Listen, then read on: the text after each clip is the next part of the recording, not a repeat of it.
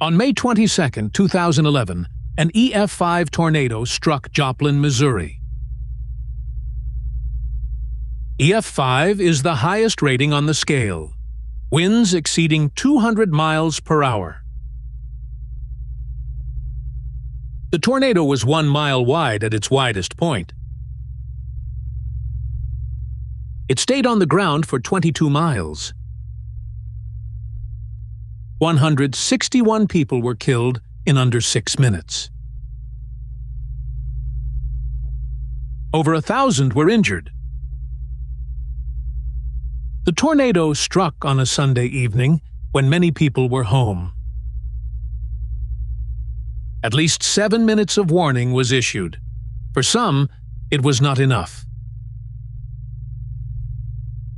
Entire neighborhoods were erased, foundations scraped clean.